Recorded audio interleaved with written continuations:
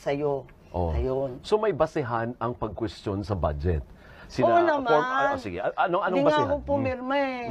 Pero yung sinasabi ni Pangulo Duterte at ni Pangulo Bongbong, Magkaiba. dalawang magkaibang dokumento kasi yung sinasabing blankety blank, yung maraming blanco, totoo yun. Kaya hindi ako pumirma ng BICAM.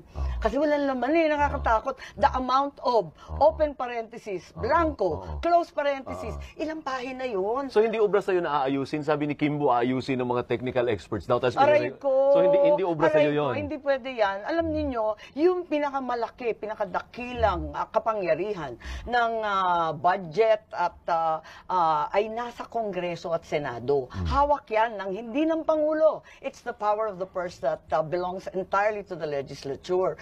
Kung mga technical at kung sino-sino ang magpipilin the blank, nakaka-nervous yata yun. Huwag tayong papayag. At saka hindi naman technical. Isipin nyo, ilang trilyon yon? 1.3 trillion sa DPWH budget. One line lang ang paliwanag. Various infrastructure projects. Ang tanong, sino si VIP? Baka VIP lang ang nakasulat So ang sinasabi itago ninyo, natin sa pangalan ng, di ba? Sino? Sige, Ewan, pangalanan mo. hindi ko alam. Pangalanan Bakit mo. VIP? Kasi wala nga nakalista 1.3 trillion. Walang listahan. Sino nga may pakana nun? Tama ba yun? Hindi ko alam. Basta dumating na lang sa amin na ganun. So ang sinasabi mo ay labas dito ang presidente. Palagay Walang ko, problema ang presidente. Ang may problema dito ay yung lehislatura, the House and the Senate leaders. Hindi ko alam kasi yun nga, nung pinapunta kami sa BICAM, napunta akong minsan. 1 minute lang, nag-picture lang. Ganun lang, tapos na? Oo, tapos na. Di nag-alisan na kami. Sabi ko, ano ba yun? Picture.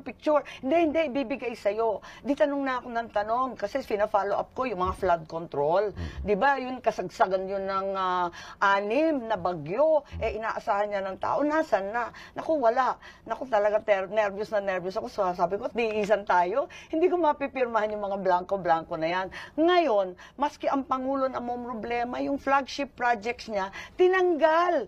Hindi na pondohan, miski yung mga flood control, yung mga tulay, yung mga public transport, lahat na inaasam-asam ng ating bayan, ng ating tao, ay hindi maisasatupad at tinanggal para sa mga kalokohang mga, kung anik-anik na lang. So agree ka na ito ang most corrupt budget in history? Is that an appropriate word term ba yun? Well, wala naman ako dito nung dekada 30 at Commonwealth at yung mga nakalipas. Pero sa panahon ko, ito na siguro yung pinakamalala kasi hindi ko siya maintindihan.